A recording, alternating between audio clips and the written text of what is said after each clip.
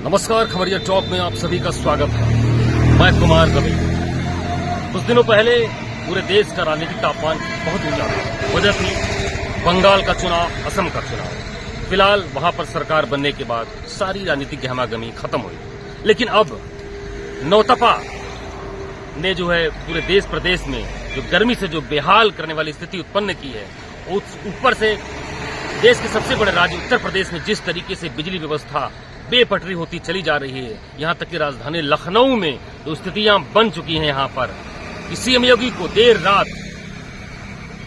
प्रदेश सरकार के आला अफसरों के साथ शीर्ष लेवल की मीटिंग करनी पड़ रही है। उन्हें तमाम हिदायत देनी पड़ रही है कि किस तरीके से बिजली व्यवस्था को सुधारा जाए। वजह क्यों न हो, महज 10 या 12 एक साल बाद यूपी 2027 के विधानसभा चुनाव होने हैं और ऐसे में बिजली एक बहुत बड़ा मुद्दा बनता जा रहा है। फिलहाल इन मुद्दों के बीच एक मुद्दा और है, जिस पर हमने पिछले लास्ट वीडियो में आपको अपने व्यूवर्स को दिखाया था, बताया था और यह भी कहा था कि अगली बार जब हम आएंगे तो कुछ नए अपडेट के साथ आएंगे। आपने इसके पहले अभी 30 सेकंड का एक वीडियो देखा होगा। कार्यालय परिवहन आयुक्त महात्मा गांधी मार्ग, जी हाँ, खबर उसी से जुड़ी है, उसी विभाग से जुड़ी हुई है। खबर न अधिकारी की है न कर्मचारी की है, बल्कि ऐसे लोगों की है, प्राइवेट संस्था से जुड़े ऐसे जो है कर्मचारियों की है जो कहीं न कहीं अधिकारी से भी ऊपर हैं, कर्मचारी से भी ऊपर हैं।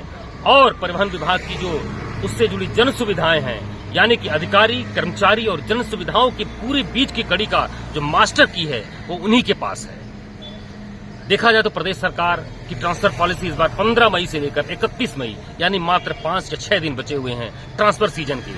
ऐसे में शासन की नीति के अनुसार हर बार की तरह वही जनपद में 3 साल, मंडल में 7 साल की समय सीमा के बाद न्यूनतम 10 से 15% अधिकारी और कर्मचारियों के तबादले होने हैं। तबादले के पीछे जो मुख्य वजह आधार होता है कि किसी भी सीट पर, किसी भी पद या पोजीशन पर कहीं जनपद, संभाग या क्षेत्र में किसी प्रकार की उस सीट पर जड़ता न बननी पाए, यानी कि एकाधिकार किसी अधिकारी या कर्मचारी का न होने पाए, ताकि समानांतर व्यवस्था के तहत शासन के मंशा के अनुरूप जो लोकतांत्रिक व्यवस्था है उसके अंतर्गत सरकार और सरकार से जुड़ी सरकारी मशीनरी काम करे। लेकिन यहाँ पर क्या है, डीबीए, जी हाँ, डाटा बेस एडमिनिस्ट्रेशन। इसकी पूरी कहानी मैं बता चुका हूँ इसके लास्ट वीडियो में, उसको मैं नहीं दोहराऊंगा। लेकिन फिलहाल उस वीडियो का अभी तक केवल कोई खास असर नहीं हुआ। असर क्यों नहीं हुआ? इसीलिए शायद मुझे उस महात्मा गांधी मार्ग कार्यालय परिवहन आयुक्त का वह चौखट बदलना पड़ा और आज यहाँ पर गांधी भवन प्रेक्षागृह के ठीक सामने कैसरबाग में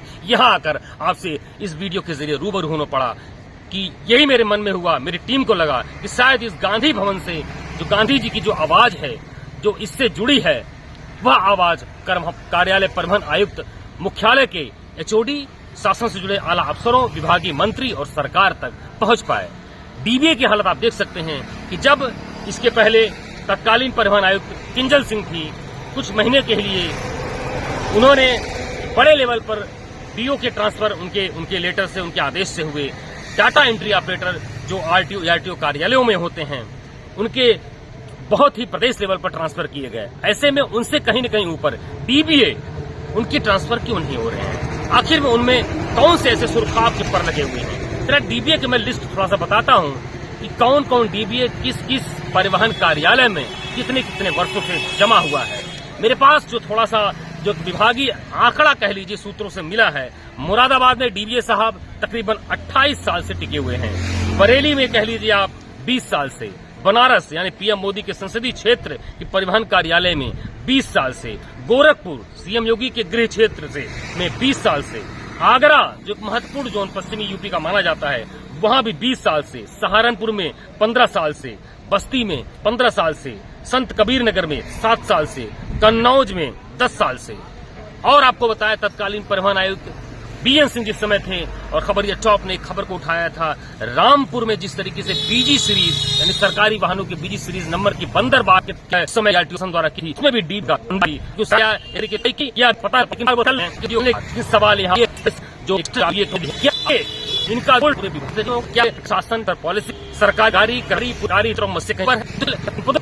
जो है पदों